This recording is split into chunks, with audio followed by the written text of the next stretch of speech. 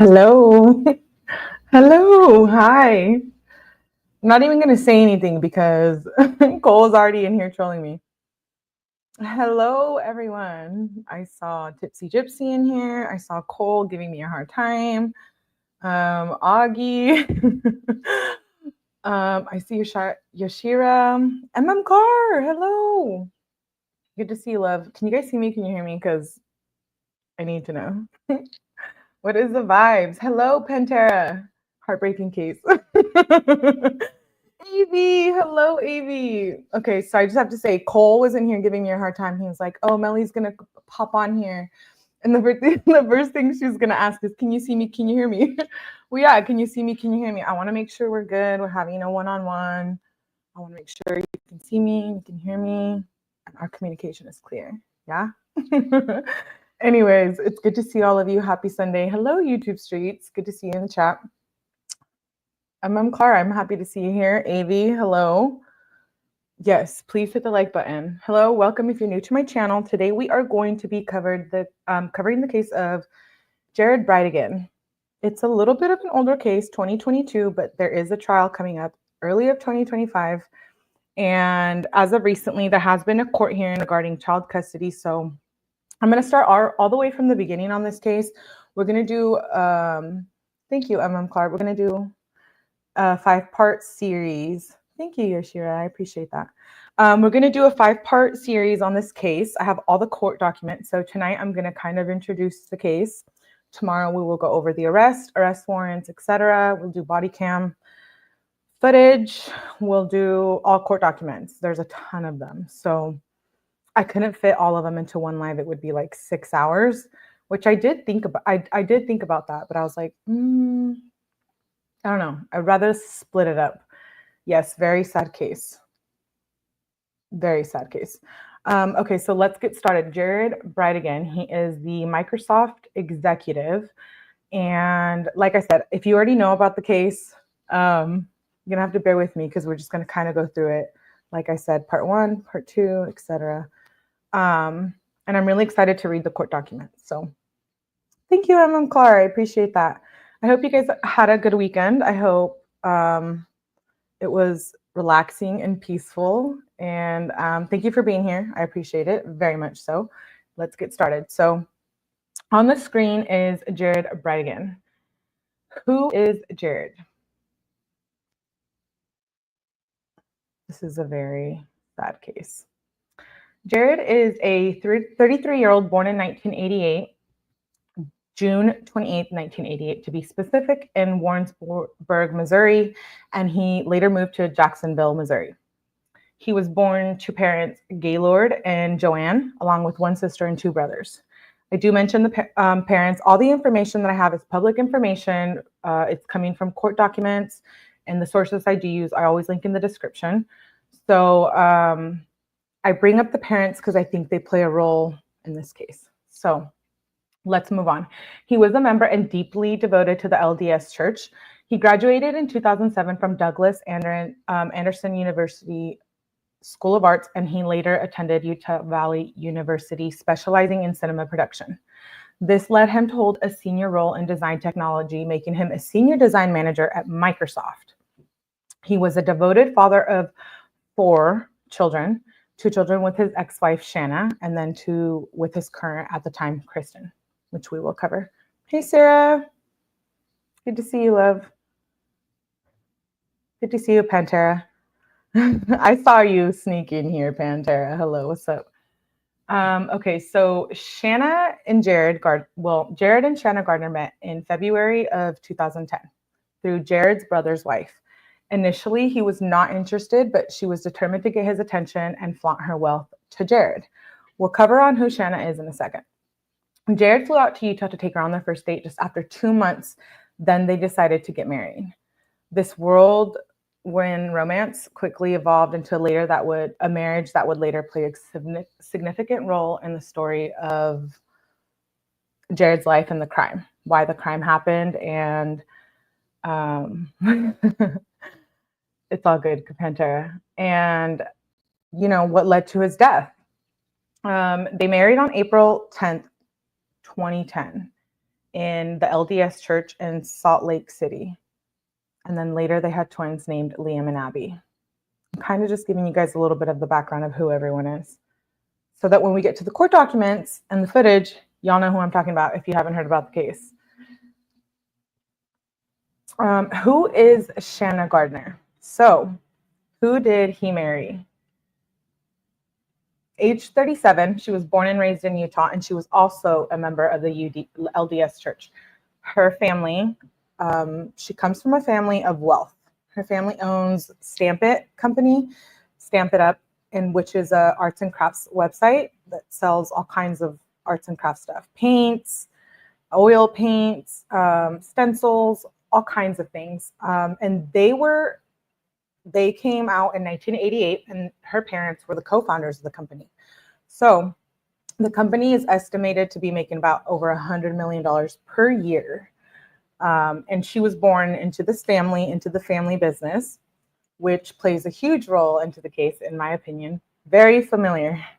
He married an heiress. Spoiled, exactly. I agree. She owns Beach Baked 904, which we later will talk about. After her, so they met when she went on a trip to Florida. She lived in Utah and he lived in Florida, and she went out to a trip on Florida for et cetera, and that's where they met.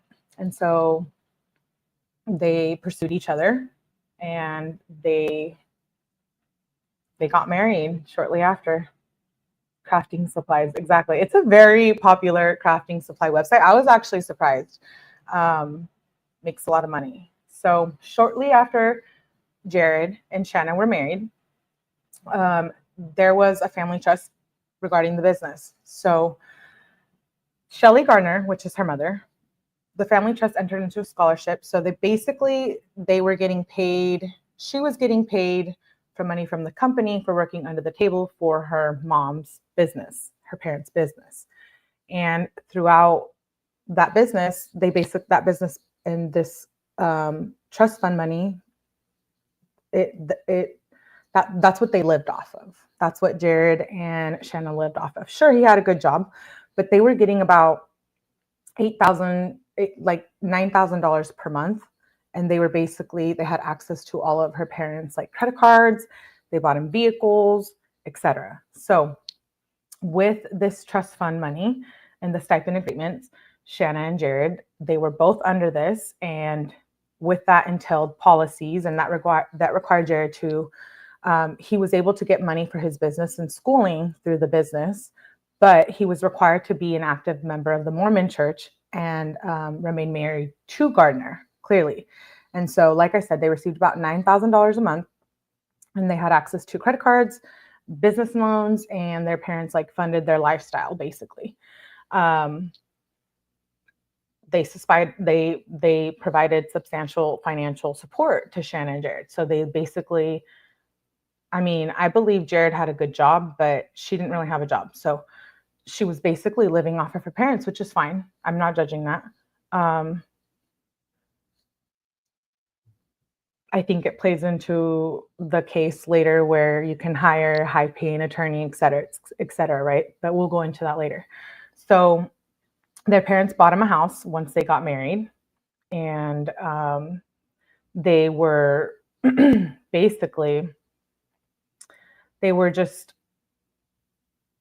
living off of, whatever they had, and which was coming from the business. And Jared was able to go back to school as he was working as well. And then they had twins. So January 27th, 2014. After the twins were born, one of them was born with a heart condition. And so they had to move from Utah to Connecticut. A huge house, exactly. They got nice houses. Each time they moved, I think it was like anything from like $400,000 to $800,000. Once they would move, her parents would help fund that. So they ended up having twins, January 27, 2014, like I said. And they moved from Utah to Connecticut because of health conditions that their son had, and they had to live in a place where they were at sea level. So this is when things kind of started to change. You know, they both grew up in the LDS church, and they were both very much into each other. But when they moved, it seemed like Shanna's behavior was different. And there was a lot of marital issues, and she started to lose interest in the Mormon church. And that was a big factor, I think, that plays a role, you know, into their splitting up, et cetera, et cetera. When one's faith is different from someone that you married, I think that can be problematic, right? So she was upset and she lost interest. And she also mentioned that she lost interest in Jared because he was too focused on work and he was gaining a lot of weight. So in regards to that, they moved from Utah to Connecticut to get a fresh start. And this is when Shanna got really into the fitness personal training world.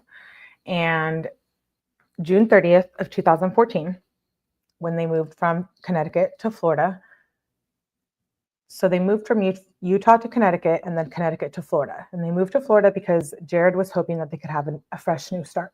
He figured that's where he was from, and he was going to school there, and that's where he was living. So he was like, let's move there and we can have like a fresh start. I feel like that's what he was thinking in his mind.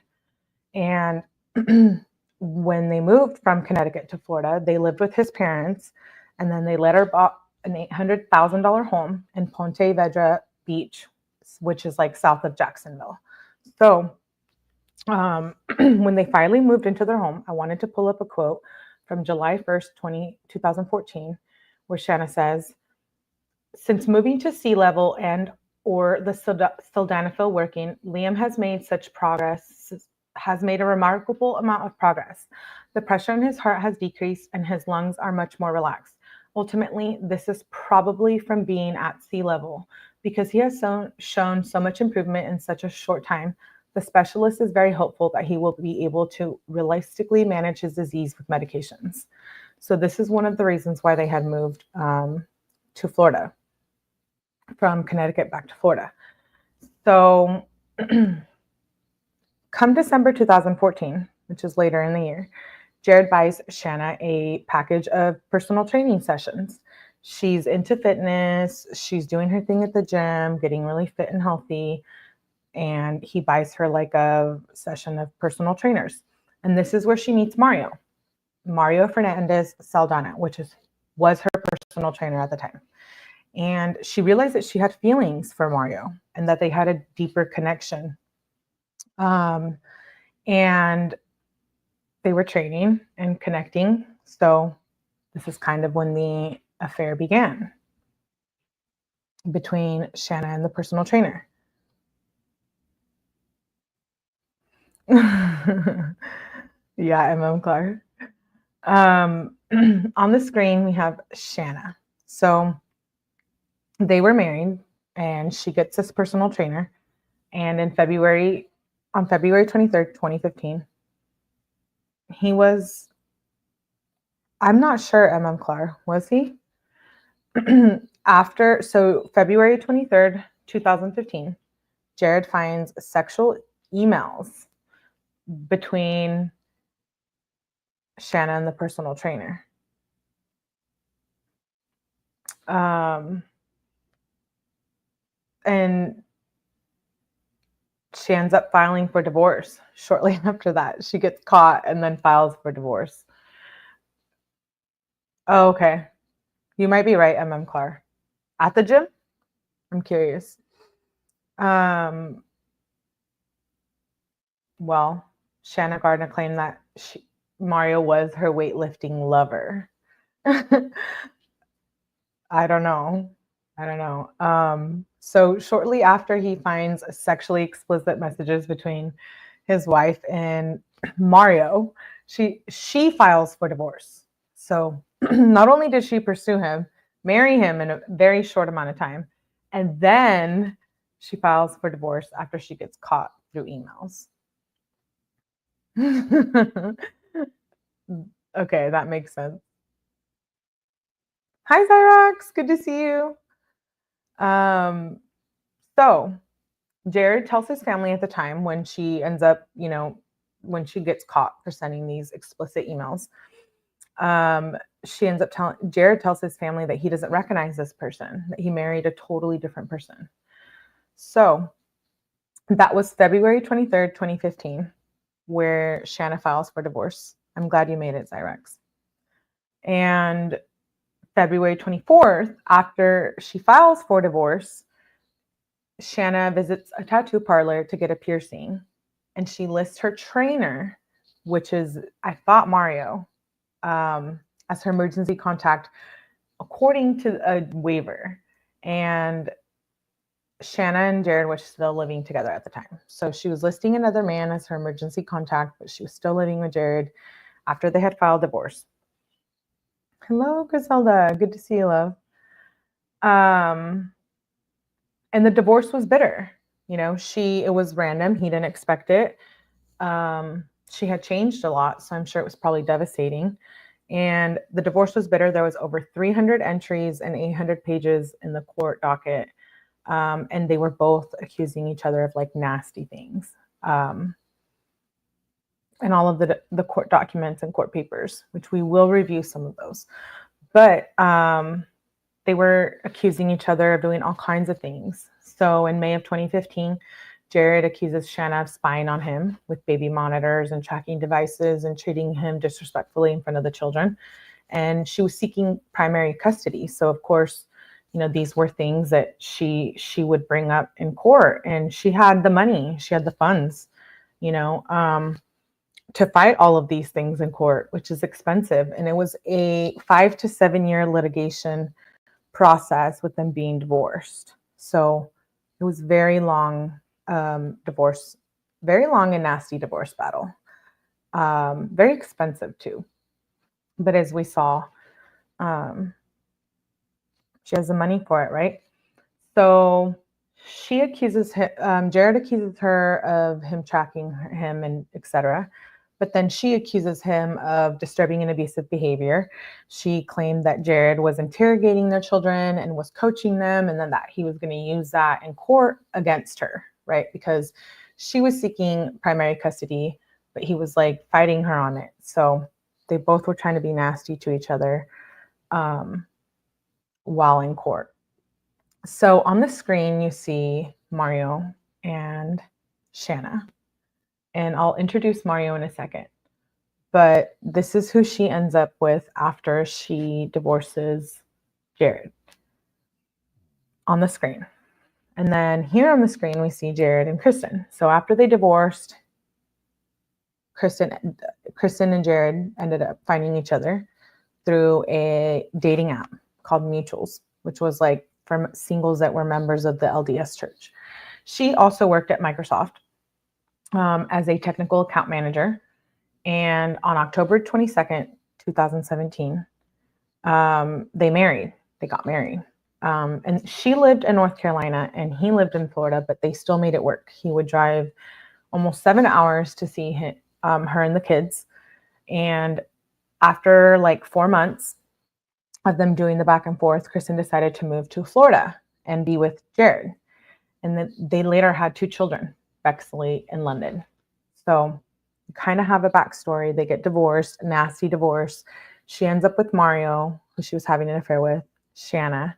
And then Jared ends up with Kristen, which is he's really happy about, right? And I'm going to pull up some emails. OLDS. Yeah. Loser. Right. Yes, this is 𝗟𝗋.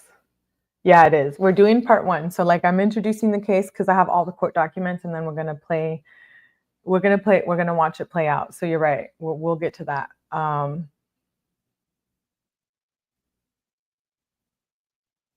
Yeah. What do you guys know about that? It's a controversial subject. I'm going to pull up some emails. I know they're hard to see. I can barely read them. It's going to be like the other night when we were reading Sarah Boone's email. Like, no, you're fine, 𝗟𝗋. I'm glad you know about it. I know a lot of people have heard about it, but then also I talked to some of my friends. They didn't know about it. So I'm just curious, like, who knows about it and who doesn't. But you're totally fine.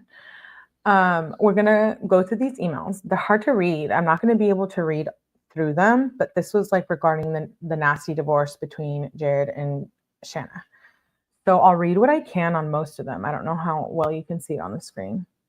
But we'll start with the first one. So it's Jared says to Shanna and Dana Price. And it says, summer weeks. Shanna, the VK program provided by the state is over as of this week, and summer begins for the kids. According to the CFJ, you have a right to know the following beforehand. And it says, the party shall provide the names of child care providers whom she chooses to utilize.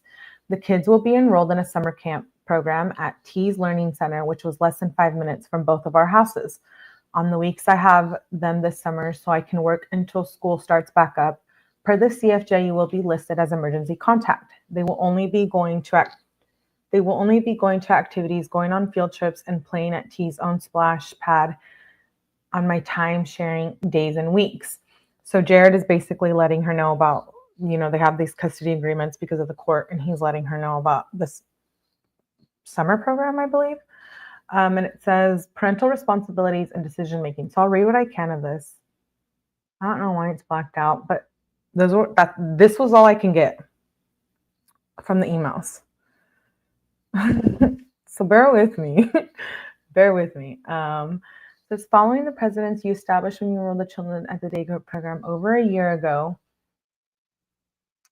coincidentally, the hot issue of your child support claims, if I am not mistaken, were in order for the expenses to have been, I can't read that, but it says agreed. So I can't read a lot of this one on here, but it's okay. Let's move on. I'm not familiar with the case. Really, Sarah? That's interesting. Thank you, 𝗵𝗃𝗃. That means a lot. I appreciate that.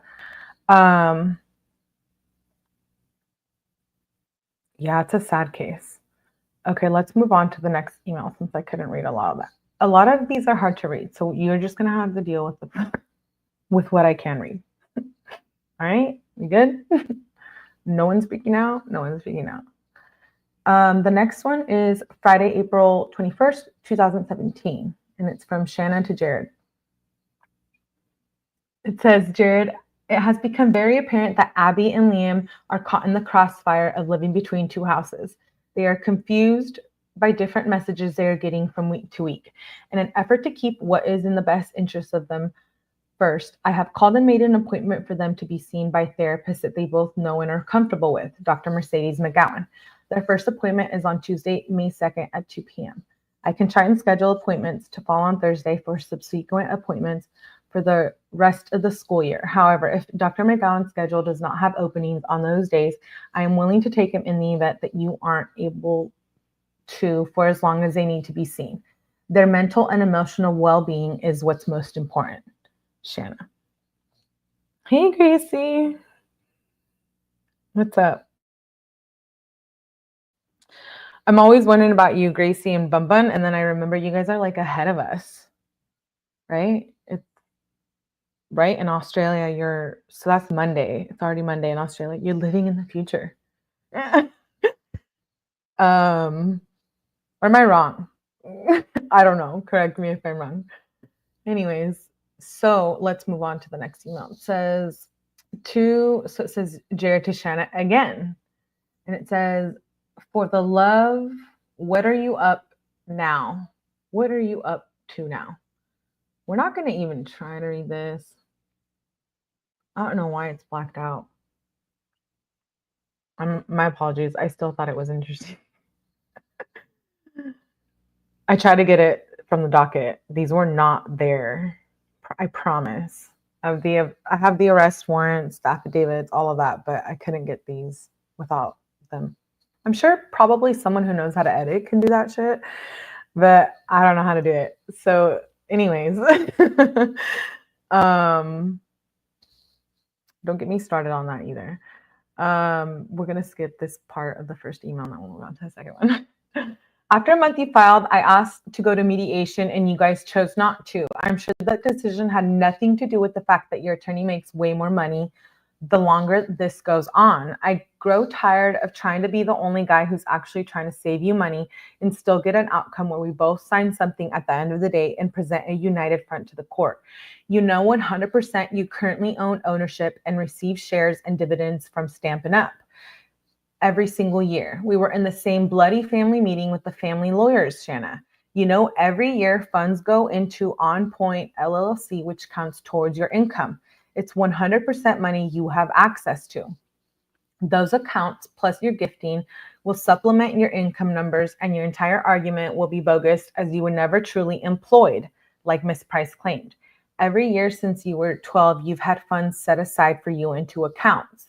Once I have those records, you get to explain to Judge Alexander why you purposely left them off. Were you even listening to the cases before ours? How well did it go for any of those other people when the judge realized and they deliberately left things off? This will play out exactly like how our divorce did. We both get an exact outcome we thought we would, despite all the charades or the games we played to make the other person think otherwise, or at least I got exactly what I thought I would. But in the very end, you and I were the fools who had to pay a bunch of attorneys to get us through. I can't read that. At this point, you've lost blank. I will hire Miss Zezer, and no matter what you will blank. Interest, trust, dividends, reports, etc. Miss Price will walk blank time sharing at the end of the day. Sorry, kiddo. So these are what? Wait.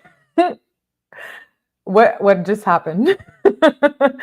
Why can't you guys behave while I'm trying to read documents? I just want to know. Wait, I forgot too. I wanted to read to you. Not me. Like, can you guys like tell me to get it together? I wanted to read a document from the mom, Shanna's mom, the night that they got married. I wanted to read a document. Okay, let's read it. I'm gonna pull it up. Oh. Yeah, I'm confused. You guys are tripping. Hi, Snuggle. Good to see you. Wait, I wanted to read this article from the mom's website on Stampin' Up. We're gonna pause for a second on these emails. Not me. Forgetting what I wanted to share with you guys. Oops. You expect it when you come here. Am I a mess? That's okay. Whatever. Y'all are like, Melly, because most of you know me, so I feel like, don't judge me.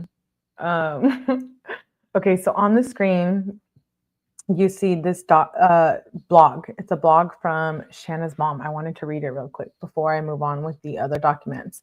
It's dated April 2nd, 2010, and it's called The Wedding Weekend. And this information you can find online. She literally had it on her Stampin' Up! Website. So you can find it. I'm just here. We're just going to read through it.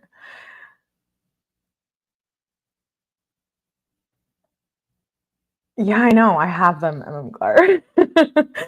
I know. It's crazy. Thank you. I appreciate you, 𝗵𝗃. You've always been so lovely. I love you.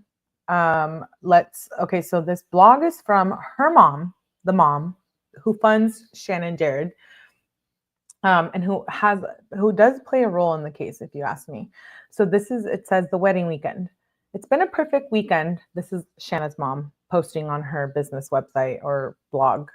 It's been a perfect weekend from the beginning to end with lots of tender moments, wonderful memories, and love. As I look back over everything that's happened the past few days, I wouldn't change a single thing except that I might wear flats. I expected that Friday I'd be at home getting ready for Shanna's shower, while Shanna ran a few last minute errands getting ready for the wedding. I was pleasantly surprised when she ended up spending all day at home. Jared's family had flown in from Florida and were staying in downtown Salt Lake City in about 30 minutes from where we live, so he spent most of the day with them. Mom, Pat, and Shelly came and went throughout the day, and together we all finished up the favors, did a little decorating, and wrapped up some loose ends. But for maybe the first time ever, we weren't rushing around like mad right before an event started. Everything was done on time. The day was so peaceful and fun. The shower itself was also loads of fun. We had boxed dinners catered by dear Lizzie, played a game, choose a ribbon, and then introduce yourself and talk about Shanna and Jared while you wrap the ribbon around your finger. Most everyone talked about much longer than the ribbon lasted and opened presents. You can tell by the photos, and only I posted a few, that it was definitely a bridal shower. It was fun to be together with family and to get to know some of Shanna's friends and a little better. Many of her mission companions came and they told some great stories. After the shower ended, things quieted down, and by the end of the evening, it was just Shanna and me. I will cherish forever the entire day, but especially those last few minutes while I hemmed Jared's pants and ironed her clothes. She packed, and we shared the last few minutes of Shanna's last day of being single. We got up about 3 a.m. on Saturday morning. Well, some of us never slept, to do hair and makeup and final preparations. We giggled together as we worked on her hair and got ready. We had to be at the temple around 6 a.m. The ceremony was scheduled for 7. It was a sweet experience to spend those moments in the temple, helping her get dressed, touching up makeup, just the two of us together. When she walked into the sealing room with Jared, as members of the Church of Jesus Christ of Latter-day Saints, we believe couples are sealed together, not just for time, but for eternity. And we call weddings performed in a temple sealings. I didn't start crying right away. Aren't you proud of me? It took me a few minutes, but it was a very special moment to be there with our family. What a tremendous blessing. After the ceremony, we took lots of photos around the temple and on the temple grounds, and then we had brunch about 10 a.m., and everything was finished by noon. And it's a good thing, too. We were all exhausted because the day had started so early. I think everyone wanted to get home and take a long nap. I haven't shown you the announcement, and I wanted to do that. John took the photos for it, and Sean designed it. It was beautiful. I don't have a lot of photos of the wedding. My mind was on other things, but the photographer took hundreds of photos, I'm sure. I'll try to get a link to the site when he posts these, so you can check them out if you'd like. And then there's a picture of Jared. We did get a couple of snapshots I posted here, so you can at least get an idea of how beautiful the bride was and how handsome the groom was. The Gardner family, girls' son-in-law and grandchildren, minus the Brown grandchildren, who stayed in Savannah because it was such a quick trip, and the Bridegan family came over last night for dinner. We've only seen each other briefly during the past few days, and it was fun getting to know each other a little better. The kids ran around indoors and outdoors, and the adults chatted and laughed. It was a perfect way to end a perfect weekend. Last night, after everyone left, I headed to bed, and I almost didn't turn off the lights downstairs. I found myself automatically thinking, oh, Shanna will turn them off when she gets home.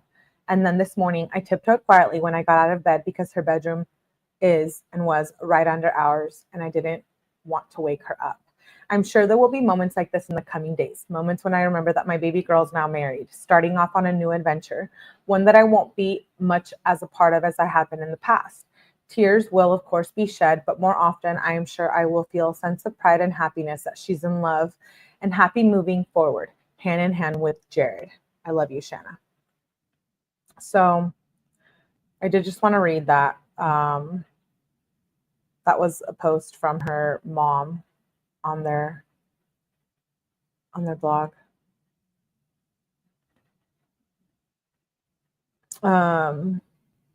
Okay, let's get back to the emails that we were reading before. So I don't know what you guys can see. I'm like, okay, yeah. So you guys saw the kids' therapy. Okay, so this slide is of emails with pay stubs, and then we see communication emails, and it says May 13th, 2017, and it's from Jared to Shanna, and he says, Shanna, what the heck do you really want? And it says, P.S. Do you want me to sign something that says you can send me emails? I won't consider them binding, just so we can actually communicate for once about what you want in detail. I will if it helps you actually communicate and resolve any of this. You do realize I cannot give you what I don't even know you want. And considering you filed this over 5 months ago, and this is only as far as you've gotten, I have to think that what you want is actually very important to you because you keep choosing the path that takes the longest to try and get it.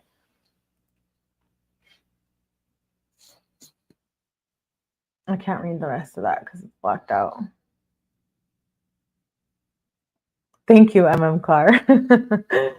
I hope I appreciate that because I was like, oh, I hope I don't sound messy on there. Okay, so the next email says, so whatever you already paid to Dana in the 5 months, just double it. Actually, double plus more, as you know, based on your own experience, going to mediation and trial will cost you way more than her usual monthly retainer. And pause. And again, all of this is taking too long because you refuse to communicate. If not, it's not you writing me emails saying, Jared, let's end this. It's always me trying to figure out why you keep dragging this out. Let that soak in for a minute. So you see here that he's trying to like be cordial. And then he says, so you will have lost, I don't know what, 5 to 15K to Dana at the end of all this. Just try and get that 9K out of me, which you see my accounts, retard. I don't have physical cash anyway. The most a judge can even physically order me based on current 50-50 time sharing is that you get what, maybe 5% of my paycheck. Otherwise, I can't pay my current bills and the kids that I have now, so he can't do that. All strep test cost me over $300. I just got the bill for that this past week. So do the math. You won't get your 9K back from me for years. I physically can't pay it as a lump sum. So based on my expenses now, which is what the judge has to base this decision on, the money I make now goes to the expenses I have now. So in the very end of your dream world, you will have not gained any money really because of what you had to pay for Dana to even get it. This isn't Jared's opinion. This is literal math.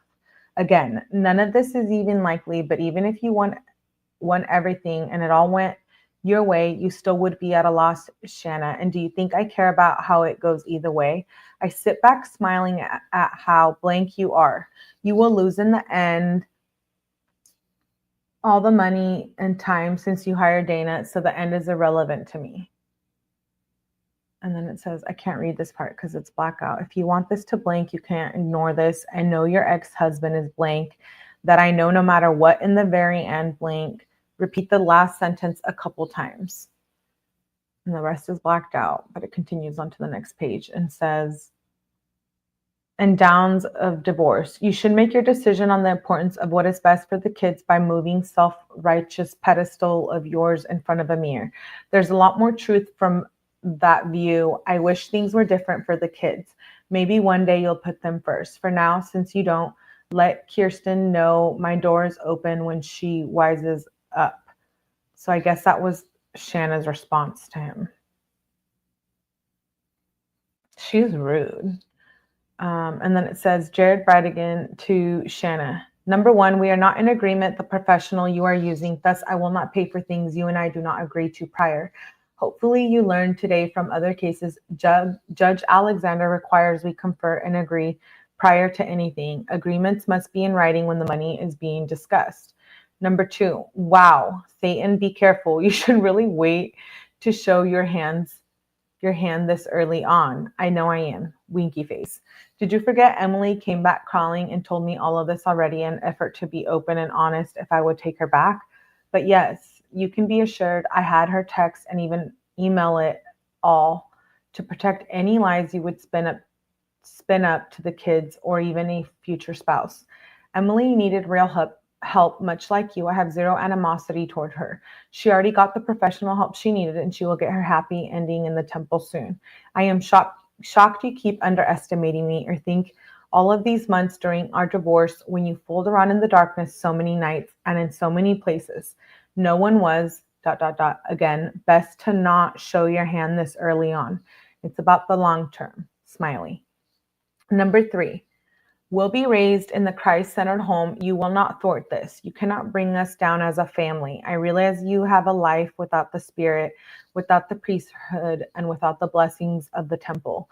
You won't find happiness by tearing us down. I won't allow you to anymore. So basically, these are emails of them going back and forth. These are brutal. I don't know anything about the LDS church. So I know some of you guys are talking about it. I don't know anything about it. So educate me, baby. Educate me. Okay, we're going to watch a video. I'm going to play a little clip before we move on.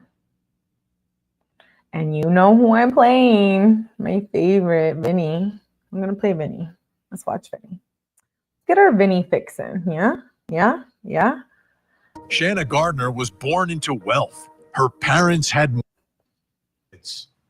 Oh, sorry. Is that a motive? Began their lives together in Connecticut and... I'm sorry, that jumped. I don't know why. Let me fix it.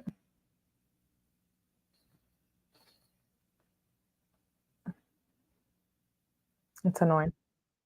Gardner was born into wealth. Her parents had money, lots of it. She was also raised in a devout Mormon home.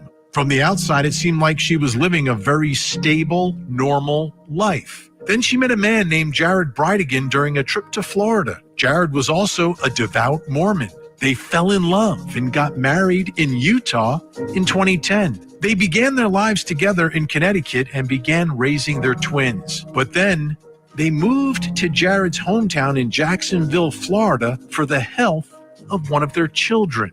It was here in Florida where life changed for Shanna. Marital problems, allegations of cheating, and actions very inconsistent with her Mormon upbringing. This led to a divorce. This also led to endless battles concerning the twins. Shanna did remarry. She met Mario Fernandez Saldana at the gym where she worked out. They fell in love and got hitched. Jared also got remarried and started a family with his new wife.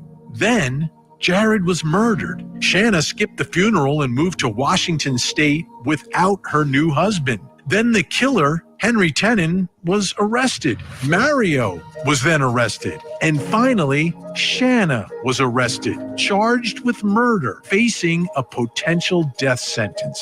How was Jared murdered, and what is Shanna's alleged connection to the killing? We'll take a closer look as we investigate the murder of Jared Bridegan. Okay, so now you know what's going on. Hey, Gas Mask, good to see you. I'm glad you made it. I wanted to just kind of introduce that because we some of us who know what's happened in the case, we know what's happened, right? So as I keep reading the emails, you're probably wondering, why are you reading these like hostile emails? But they play a huge role into how Jared lost his life. And I feel like that's very important. So let's move on. We're going to continue reading these emails. I have only a few more to share. I can't read all of them again. I'm sorry, because they're blacked out. But it says, from Shanna to Jared on May 10th, 2017. I took the kids to their therapy appointment last week that you not only agreed to, but suggested first to help them through different people brought into their lives. I agreed with you. And now you're not willing to make it a priority on your days or give financial help for it, but yet you agreed they needed it. Was that only if you didn't have to pay for it? Is this new righteous and virtuous woman in the new Emily? Because that intro you gave her sounds an awful lot like the Emily's prologue. Or is she different? After all, the third time could be the charm, and she was a big birthday party surprise blank of Abby and Liam on their birthday, but a drive to the blank, the kids 100% out of your personal life.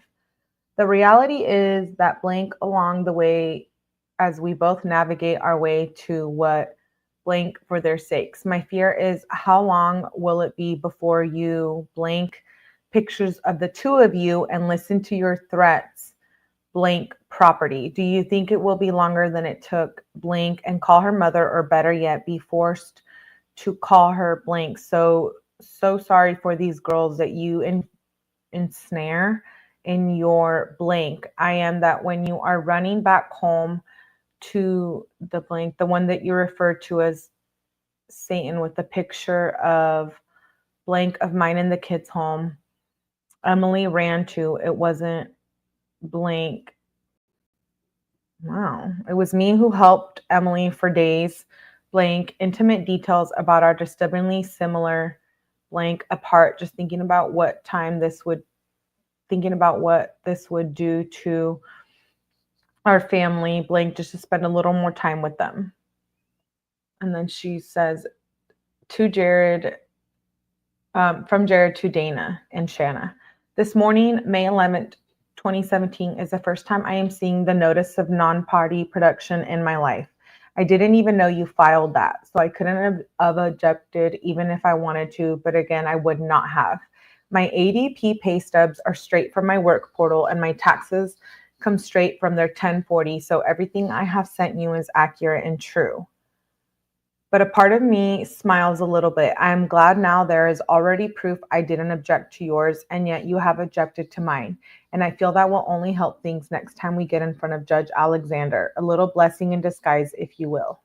Miss Price, number 1, you should update your Gmail avatar. You actually don't look like that person. Number 2, some small part of me, because you do this every day of your life, makes me think regardless of the persona you try to project, all the lawyers do it. You know it is better to work together and settle things outside of court. I have no idea why you have been so hostile toward this methodology. I watched as a judge instructed other cases before blank people just go talk and work things out themselves, and I secretly thought inside to do that. Can't read any of that next part, so let's skip to the next one. Are you guys following along? Following along? Hey, Emery, good to see you. When I'm reading, I always miss some of this, what you guys are saying. Are you behaving? Thank you, Sarah. I couldn't get these. I tried. You know, I always try to get all the documents.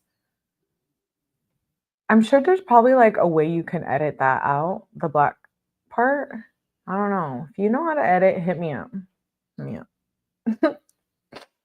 Hit me up. Hit your girl up. Anyways, moving on. Yeah, because Emery.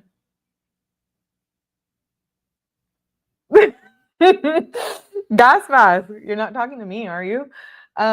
Emery, I'm so sorry. My apologies. Yes, I have another live scheduled after this. So that's why you're probably a little confused. Yeah. Wait. No, Jared was talking to the lawyer about the avatar, not us in the chat. I feel like you guys are pulling one on me. Okay, let's move on. The next email, May 10th at 5:27 p.m. Jared to Dana, which is a lawyer, and then Shanna. Dana, you might get offended if I call you a liar now, so feel free to prove me wrong and provide me that notice of service for the subpoena you claimed you already filed in the past in court today for my employment records. Something tells me you just lost all your credibility and honesty points in one quick day, huh? And to boot, I wouldn't even object if you did. Any records would align with everything that I provided you already. As always, those of us who are honest have nothing to fear. My tax return already shows everything. Shanna, number 1, why are you ashamed of who you really are? Why cover up all your tattoos in court? Why not be proud of the person you have become? Did I miss this? No. Dragonfly. You're late. You're late. Go stand in the corner. Just kidding. Don't stand in the corner. You're good. Because I scheduled 2 lives today. So that's why you were probably confused. Anyways, number 2.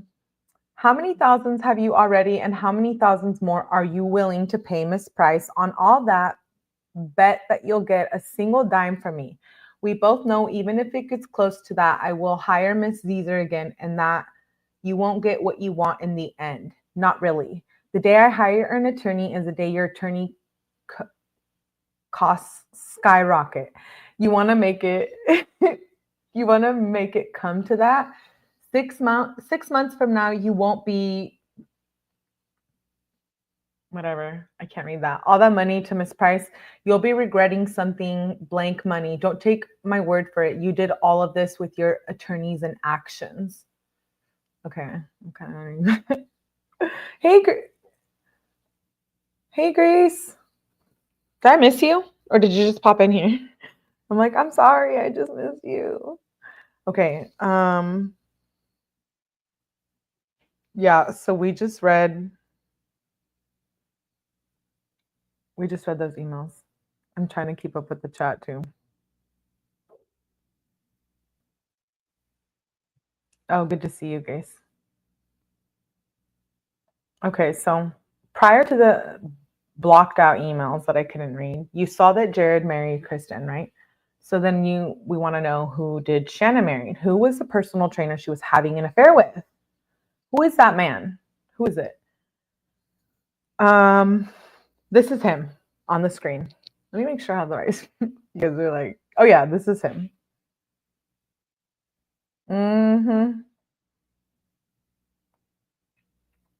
Yeah, it is. This is Mario Fernandez Saldana. So Mario is who Shanna was having an affair with. The person at the gym. Yeah, this is him right here. And they got married quick also, very quick. They met and they got married, yes, in 2018 in Jacksonville. And her parents and her family totally supported this relationship.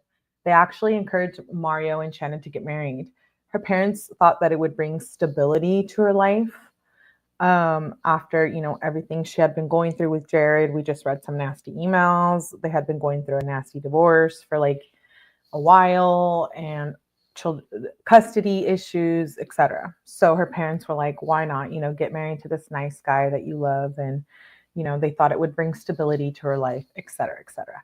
So who is Mario Enriquez Fernandez Saldana? Allegedly, he was in the Army, and he was charged with forcible sodomy and sexual assault for forcing a recruit under his charge while in the position as a drill instructor in the U.S. Army. Those charges were later dropped, and he was discharged less than honorable on January 9th, 2018. Allegedly. I am just reporting things. I don't know. I don't know anything. I'm just a crazy girl on YouTube. I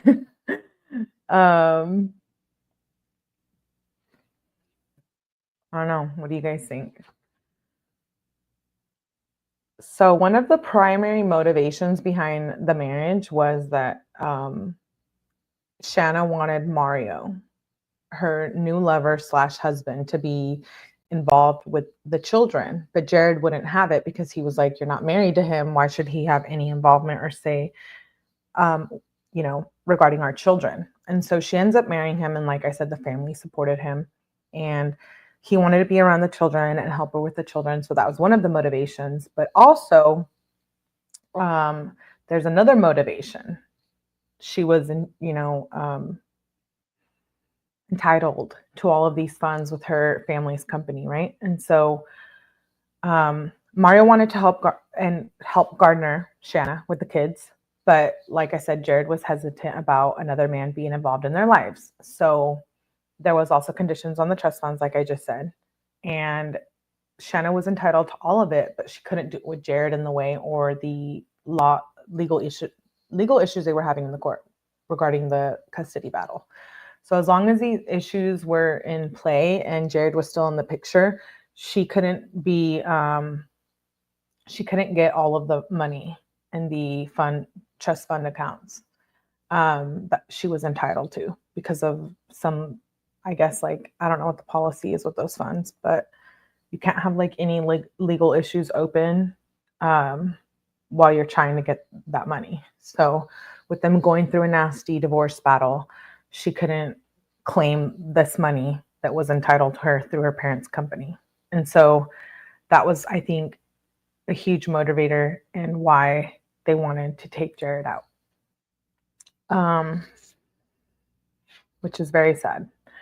So I'm going to play that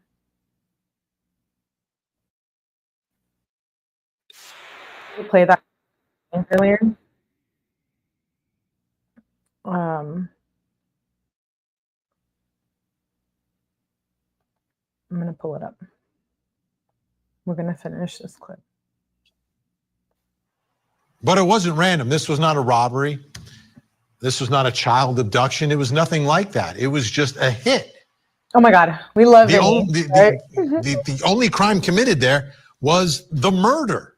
There was no other reason for it. There was no argument. There wasn't road rage. There was no car accident. There's a tire that stops Jared Bridegan, and then out of the bushes comes Henry Tenon, the paid for hitman who comes out and takes Jared Bridegan's life. So, okay. So what ends up happening? So we meet Mario, and on the evening of February 16th, 2022,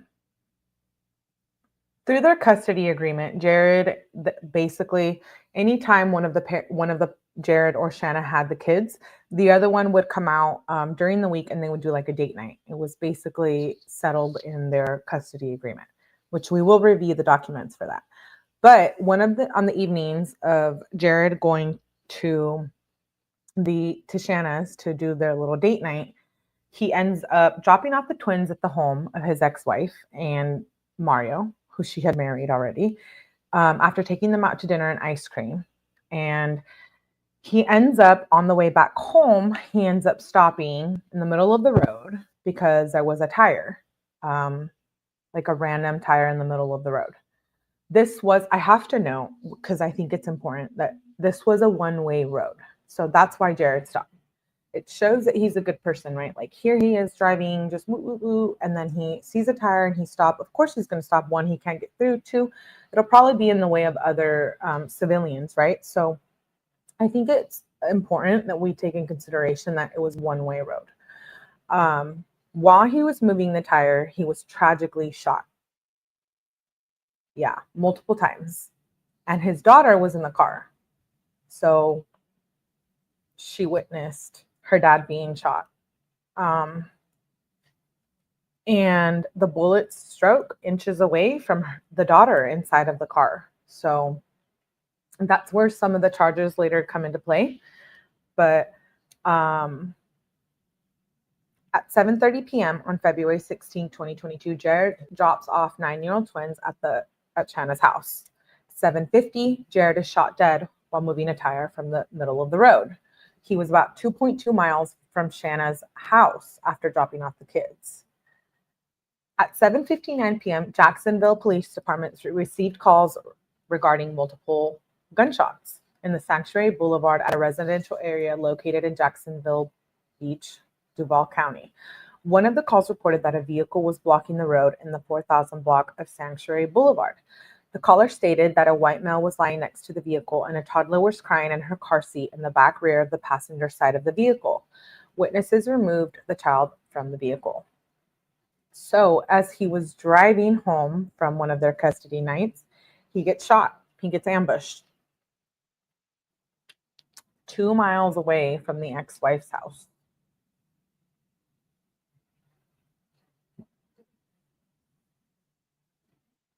Yeah, that's sad, right?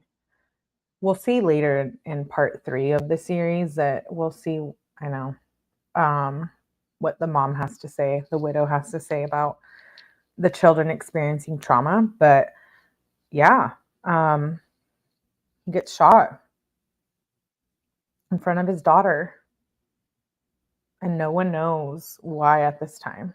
So I'm going to play a clip of the news station that night, the news broadcast. Very sad. Very sad. Beach. Investigators were out there on the scene again today where the father of 4 was gunned down 1 week ago. Now, police say the victim, 33-year-old Jared Bridegan, was targeted. On your side's Tristan Hardy's live in that neighborhood where this all happened. So, Tristan, you spoke with our First Coast News crime analyst. What is he telling you tonight? I did talk to him, and we'll get into that in a moment real quick. But right now, I'm in the neighborhood where police was seen combing through this area right here, looking for evidence that can help solve this case. Now, I want to bring your attention to this cross right here. It says "Justice for Jared." Now, when I talk to Jacksonville Beach PD, they say based on the circumstances, police say it appears Bridegan was targeted. Now, officials say details are being held back right now because this remains an active investigation. 33-year-old Jared Bridegan was shot and killed in this area. At the time, his 2-year-old daughter was with him. People who live in the neighborhood say the series of events unfolded fast. My family heard a pretty loud sound that sounded out of the ordinary. During the day, police were sifting through these trees and tall grass for evidence. To JBPD, it looks as if the victim was targeted. However, First Coast News law and safety expert 𝗏𝗏𝗃𝗏 says that phrase has a wide range of meanings. Well, the word targeted can be viewed, to me, as like premeditation. They both have similarities in it, but they have no time limit. 𝗏𝗏𝗃𝗏 says this type of case is unusual in the Jax Beach neighborhood. In my estimation, based upon my experience, it's hard to believe that it's random.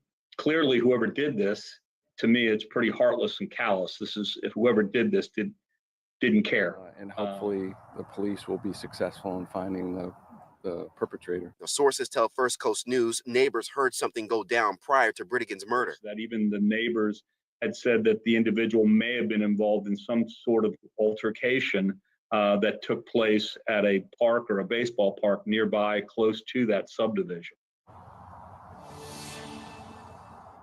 Now, there is a reward for information that can lead to an arrest. If you know anything that can help investigators solve this case, most importantly, give them. So yeah, for a while, for a few months, they didn't know. For a few weeks, they didn't know who had committed this crime. So they were asked. There was a reward for Jared. Here it is on the screen. Very sad. Very sad. I'm going to play another clip. It's like 2 minutes again, but. Again, hey Mo, good to see you, love. Happy Sunday. I'm glad you're here. Always makes me happy to see you, Mo. Remembering the life of a local father whose murder remains unsolved. Tonight, dozens of people filled a park in Jacksonville Beach as Jared Bridegan's widow holds out hope that her husband's killer will be caught. So I'm just trying to do everything I can to get answers, and that seems to help me cope. It's been 2 months since Jared Bridegan was shot to death when he stopped to get a tire out of the road in Jacksonville Beach while his 2-year-old child sat in the car. Crime Stoppers is offering a $25,000 reward for information leading to an arrest, in addition to a $5,000 reward from the Bureau of Alcohol, Tobacco, and Firearms. News4Jax reporter 𝗟𝗏𝗃𝗏 is joining us live. 𝗟𝗏, there was an outpouring of support tonight for this father of 4. Just 2 hours ago, this park, Sunshine Park in Jacksonville Beach, was just filled with people. They're hoping for answers, and families not going to give up until they get those answers. Streams of mercy never ceasing. Dozens of people fill Sunshine Park in Jacksonville Beach Tuesday night to honor Jared Bridegan, 2 months after he was gunned down in the same area. Bridegan was killed while trying to get a tire out of the road in Jacksonville Beach while his 2-year-old child sat in the car. And no one has been arrested. Everyone at the vigil held a 3-minute moment of silence in honor of the 3 minutes Bridegan's 2-year-old daughter was left in the car that night. It's been 2 months, and we still haven't had an arrest or any significant movement of that nature. So we just want to let the community know that we're still fighting, that we still need help. Kirsten Bridegan, Jared's now widow, is hoping the person or people that did this will see people coming together and confess to this senseless murder. We're not accepting this, that no matter how long it takes, our family, the community, strangers from all over the country and the world are fighting for justice. Friends of the family came to support the family during this tough time. Jared was one of the most loving people that I know, and just genuine.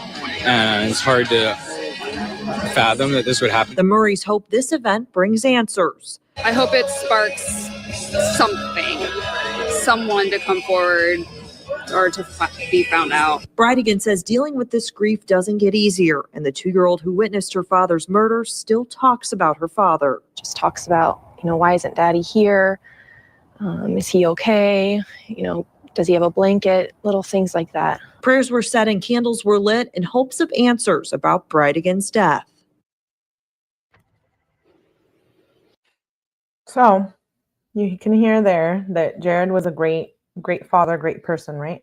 People speak highly of him. This was the flyer that was out before they found anyone related to the crime. And that's where we're going to leave it at tonight. So you got an introduction to who everyone is. Tomorrow we're going to review arrest affidavits and body cam footage. So you know who Shanna is, you know who Jared is, you know her parents and the company they own, Stampin' Up, and how that plays a role into all of this and hiring one of the best attorneys, essentially. And you kind of have a gist of what the turmoil was like going through the divorce, right? And I kind of wanted you guys to get a little backstory on that before we read all the documents and do body cam footage, because tomorrow I'll be back and we're going to just jump right into it. So I appreciate you guys hanging out. I hope you guys enjoyed this live. Like I said, part 2 tomorrow. We will be reviewing who was responsible for the crime, affidavits, body cam footage, etc. We're going to do a couple lives on this. Like I said, I do have all the court documents. So I'm really excited about that. I'm a document nerd. But anyways, I appreciate you guys for being here.